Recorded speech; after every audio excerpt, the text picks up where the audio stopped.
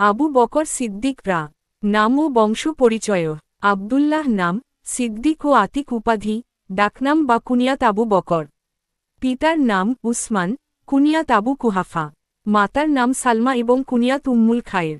কুরাইশ বংশের উপর দিকে ষষ্ঠ পুরুষ, মুররা তে গিয়ে রাসূলুল্লাহ সা নসবের সাথে তার নসব মিলিত হয়েছে।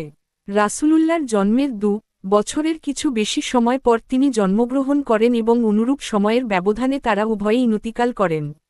তাই মৃত্যুকালে তার বয়স হয়েছিল রাসূলুল্লাহ সা বয়সের সমান। শারীরিক গঠন, তিনি ছিলেন উজ্জ্বল গৌরবর্ণ, পাতলা ছিপছিপে ও প্রশস্ত ললাট বিশিষ্ট। শেষ বয়সে চুল সাদা হয়ে গিয়েছিল। মেহেন্দির খিজাব লাগাতেন। অত্যন্ত দয়ালু ও সহনশীল ছিলেন। বংশমর্যাদা, তিনি ছিলেন সম্মানিত কুরাইশ ব্যক্তিবর্গের অন্যতম। জ্ঞান, মেধা, অভিজ্ঞতা, বুদ্ধি, বিচক্ষণতা ও সচ্চরিত্রতার জন্য আপামর মক্কাবাসীর শ্রদ্ধার পাত্র ছিলেন। জাহিলি যুগে মক্কাবাসীদের দিয়াত বা রক্তের ক্ষতিপূরণের সমুদয় অর্থ তার কাছে জমা হতো। আরববাসীর নসব বা বংশ সংক্রান্ত জ্ঞানে তিনি ছিলেন সর্বশ্রেষ্ঠ বিশেষজ্ঞ। কাব্য প্রতিভাও ছিল। অত্যন্ত বিশুদ্ধ ও প্রাঞ্জল ভাষী ছিলেন। বক্তৃতা ও বাগ্মিতার খোদাপ্রদত্ত যোগ্যতার অধিকারী ছিলেন। তিনি ছিলেন তার গোত্রের অত্যন্ত জনপ্রিয়, বন্ধুবৎসল ও অমায়িক ব্যক্তি। তিনি ছিলেন ব্যবসায়ী, দানশীল ও চরিত্রবান।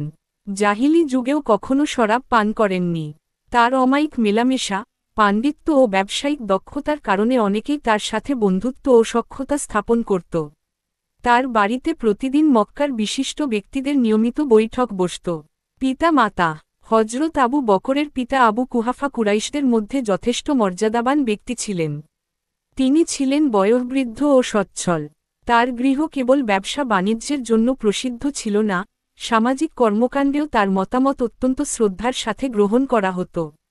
মক্কা বিজয় পর্যন্ত ইসলামের প্রতি তিনি আকৃষ্ট না হলেও পুত্র আবু বকরকে ইসলাম থেকে ফিরিয়ে রাখার চেষ্টা করেছেন এমন কোন প্রমাণ ইতিহাসে পাওয়া যায় না। অবশ্য হজরত আলীকেরা তিনি দেখলে মাঝে মধ্যে বলতেন, এই ছোকরারাই আমার ছেলেটিকে বিগড়ে দিয়েছে। মক্কা বিজয়ের দিন রাসূলুল্লাহ সা খিদমতে হাজির হয়ে ইসলামের ঘোষণা দেন। হিজরি 14 সনে প্রায় 100 বছর বয়সে ইন্তিকাল করেন। শেষ বয়সে দৃষ্টিশক্তি হারিয়ে ফেলেছিলেন।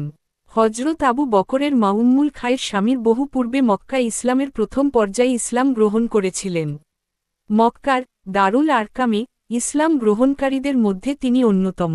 স্বামীর মতো তিনিও দীর্ঘজীবন লাভ করেন। প্রায় 90 বছর বয়সে ছেলেকে খিলাফতের পদে অধিষ্ঠিত রেখে ইহলোক ত্যাগ করেন। আবু বকর ছিলেন পিতার একমাত্র পুত্র সন্তান। অত্যন্ত আদর যত্ন ও বিলাসিতার মধ্যে পালিত হন। শৈশব থেকে যৌবনের সূচনা পর্যন্ত পিতার উপর নির্ভরশীল ছিলেন। 20 বছর বয়সে পিতার ব্যবসা বাণিজ্যের দায়িত্ব নিজ কাঁধে তুলে নেন। শৈশবকাল, শৈশব থেকে রাসূলুল্লাহ সা সঙ্গে আবু বকরের বন্ধুত্ব ছিল। তিনি রাসূলুল্লাহ সা অধিকাংশ বাণিজ্য সফরের সঙ্গে ছিলেন। একবার রাসূলুল্লাহ সা সঙ্গে ব্যবসায় উপলক্ষে সিরিয়া যান। তখন তার বয়স প্রায় 18 এবং রাসূলুল্লাহ সা বয়স 20। তারা যখন সিরিয়া সীমান্তে বিশ্রামের জন্য রাসূল সা একটি গাছের নিচে বসেন। আবু বকর একটু সামনে এগিয়ে এদিক ওদিক দেখতে লাগলেন। এক খ্রিস্টান পাদ্রীর সাথে তার দেখা হয় এবং ধর্ম বিষয়ে কিছু কথাবার্তা হয়। আলাপের মাঝখানে পাদ্রী জিজ্ঞেস করে, ওখানে গাছের নিচে কে? আবু বকর বললেন, এক কুরাইশ যুবক, নাম মুহাম্মদ বিন আবদুল্লাহ। পাদ্রী বলে উঠল, এ ব্যক্তি আরবদের নবী হবেন। কথাটি আবু বকরের অন্তরে গেঁথে যায়। তখন থেকেই তার অন্তরে রাসূলুল্লাহ সা প্রকৃত নবী হওয়া সম্পর্কে প্রত্যয় দৃঢ় হতে থাকে। ইতিহাসে এ পাদ্রীর নাম বুহাইরা বা নাশতুরা বলে উল্লেখিত হয়েছে। ইসলাম গ্রহণ, রাসূলুল্লাহ সা নবুয়াত লাভের ঘোষণায় মক্কায় হইচই পড়ে গেল। মক্কার প্রভাবশালী ধনী নেতৃবৃন্দ তার বিরোধিতায় কোমর বেঁধে লেগে যায়। কেউবা তাকে মাথা খারাপ, কেউবা জিনে ধরা বলতে থাকে। নেতৃবৃন্দের ইঙ্গিতে ও তাদের দেখাদেখি সাধারণ লোকেরাও ইসলাম থেকে দূরে সরে থাকে। কুরাইশদের ধনবান ও সম্মানী ব্যক্তিদের মধ্যে একমাত্র আবু বকর রাসূলুল্লাহকে সা সঙ্গ দেন, তাকে সাহস দেন এবং বিনা দ্বিধায় তার নবুয়াতের প্রতি ঈমান আনেন। এই প্রসঙ্গে রাসূল সা বলেছেন, আমি যাকে ইসলামের দাওয়াত দিয়েছি, একমাত্র আবু বকর ছাড়া প্রত্যেকের মধ্যে কিছু না কিছু দ্বিধার ভাব লক্ষ্য করেছি। এভাবে আবু বকর হলেন বয়স্ক আজাদ লোকদের মধ্যে প্রথম মুসলমান হওয়ার পর ইসলামের ভিত্তি সুদৃঢ় করার লক্ষ্যে তিনি রাসূলুল্লাহর সাথে দাওয়াতি কাজে আত্মনিয়োগ করেন। মক্কার আশপাশের গোত্রসমূহে ইসলামের দাওয়াত দিতেন। হজ্জের মৌসুমে বিভিন্ন তাঁবুতে গিয়ে লোকদের দাওয়াত দিতেন। বহিরাগত লোকদের কাছে ইসলামের ও রাসূলের পরিচয় তুলে ধরতেন। এভাবে আরববাসী রাসূলুল্লাহর প্রচারিত দিন সম্পর্কে অবহিত হয়ে তার ওপর ঈমান আনে। তার ব্যক্তিগত প্রভাব ও চেষ্টায় তৎকালীন কুরাইশ বংশের বিশিষ্ট যুবক উসমান, জুবাইর, আব্দুর রহমান, ও তালহার মতো ব্যক্তিরা সহ আরও অনেকে ইসলাম গ্রহণ করেছিলেন। রাসূলুল্লাহ যখন নবুয়াতের প্রকাশ্য ঘোষণা দিলেন, আবু বকরের নিকট তখন 40,000 দিরহাম। ইসলামের জন্য তিনি তার সকল সম্পদ ওয়াফ করে দেন। কুরাইশদের যেসব দাসদাসী ইসলাম গ্রহণের কারণে নিগৃহীত ও নির্যাতিত হচ্ছিল, এ অর্থ দ্বারা তিনি সেই সব দাসদাসী খরিদ করে আজাদ করেন। 13 বছর পর যখন রাসূলুল্লাহর সাথে তিনি মদিনায় হিজরাত করেন তখন তার কাছে এই অর্থের মাত্র 2,500 দিরহাম অবশিষ্ট ছিল। অল্পদিনের মধ্যে অবশিষ্ট দিরহামগুলিও ইসলামের জন্য ব্যয়িত হয়। বিলাল, খাব্বাব, আম্মারের মা সুমাইয়া, সুহাইব, আবু ফুকাইহ প্রমুখ দাসদাসী তারই অর্থের বিনিময়ে দাসত্বের শৃঙ্খল থেকে মুক্তি লাভ করেন।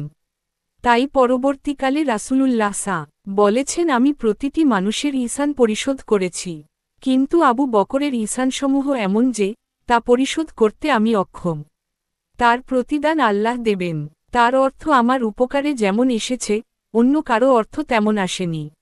মিরাজের ঘটনার স্বীকৃতি দান। রাসূলুল্লাহর মুখে রাজের কথা শুনে অনেকেই যখন বিশ্বাস অবিশ্বাসের মাঝখানে দোল খাচ্ছিল, তখন তিনি দ্বিধাহীন চিত্তে বিশ্বাস স্থাপন করেছিলেন। হযরত হাসানরা বলেন, রাজের কথা শুনে বহু সংখ্যক মুসলমান ইসলাম ত্যাগ করে। লোকেরা আবু বকরের কাছে গিয়ে বলে, আবু বকর, তোমার বন্ধুকে তুমি বিশ্বাস কর। সে বলেছে, সে নাকি গতরাতে বাইতুল মাকদাসে গিয়েছে, সেখানে সে নামাজ পড়েছে, অতঃপর মক্কায় ফিরে এসেছে। আবু বকর বললেন, তোমরা কি তাকে অবিশ্বাস কর? তারা বলল, হ্যাঁ, ওই তো মসজিদে বসে লোকজনকে এ কথাই বলছে। আবু বকর বললেন, আল্লাহর কসম, তিনি যদি এ কথা বলে থাকেন তাহলে সত্য কথাই বলেছেন। এতে অবাক হওয়ার কি দেখলে? তিনি তো আমাকে বলে থাকেন, তার কাছে আল্লাহর কাছ থেকে ওহী আসে। আকাশ থেকে ওহী আসে মাত্র এক মুহূর্তের মধ্যে। তার সে কথাও আমি বিশ্বাস করি। তোমরা যে ঘটনায় বিস্ময় প্রকাশ করছো এটা তার চেয়েও বিস্ময়কর। তারপর তিনি রাসূলুল্লাহর কাছে গিয়ে হাজির হলেন। তিনি জিজ্ঞেস করলেন, হে আল্লাহর নবী, আপনি কি জনগণকে বলছেন যে আপনি গতরাতে বাইতুল মাকদাস ভ্রমণ করেছেন? তিনি বললেন, হ্যাঁ। আবু বকর বললেন, আপনি ঠিকই বলেছেন। আমি সাক্ষ্য দিচ্ছি, আপনি নিঃসন্দেহে আল্লাহর রাসূল। রাসূলুল্লাহ বললেন, হে আবু বকর, তুমি সিদ্দিক। এভাবে আবু বকর সিদ্দিক উপাধিতে ভূষিত হন। মক্কায় রাসূলুল্লাহর অভ্যাস ছিল প্রতিদিন সকাল সন্ধ্যায় আবু বকরের বাড়িতে গমন করা। কোন বিষয়ে পরামর্শের প্রয়োজন হলে তার সাথে পরামর্শ করা। রাসূল দাওয়াত ও তাবলীগের উদ্দেশ্যে কোথাও গেলে তিনিও সাধারণত সঙ্গে থাকতেন। হিজরত মুসলমানদের ওপর মুশরিকদের অত্যাচার চরম আকার ধারণ করলে একবার তিনি হাবশায় হিজরাত করার ইচ্ছা করেছিলেন, কিন্তু ইবনু দাগনা নামক এক গোত্রপতি তাকে এই সিদ্ধান্ত থেকে বিরত রাখে। সে কুরাইশদের হাত থেকে এই শর্তে নিরাপত্তা দেয় যে আবু বকর প্রকাশ্যে সালাত আদায় করবেন না, কিন্তু দীর্ঘদিন এই শর্ত পালন করা তার পক্ষে অসম্ভব হয়ে দাঁড়ায়। তিনি ইবনু দাগনার নিরাপত্তা ফিরিয়ে দেন এবং অন্যান্য মুসলমান ভাইদের যে অবস্থা হয় সন্তুষ্টচিত্তে তা গ্রহণের জন্য প্রস্তুত হয়ে যায়। রাসূলুল্লাহর হিজরাতের সেই কঠিন মুহূর্তে আবু বকরের কুরবানি, বুদ্ধিমত্তা, ধৈর্য ও বন্ধুত্বের কথা ইতিহাসে চিরদিন অম্লান হয়ে থাকবে। তার সাহচর্যের কথা তো পবিত্র কুরআনে স্পষ্টভাবে ঘোষিত হয়েছে। ইবন ইসহাক বলেন, আবু বকর রাসূলুল্লাহর কাছে হিজরাতের অনুমতি চাইলে রাসূলুল্লাহ তাকে বলতেন, তুমি তাড়াহুড়া করো না, আল্লাহ হয়তো তোমাকে একজন সহযাত্রী জুটিয়ে দেবেন।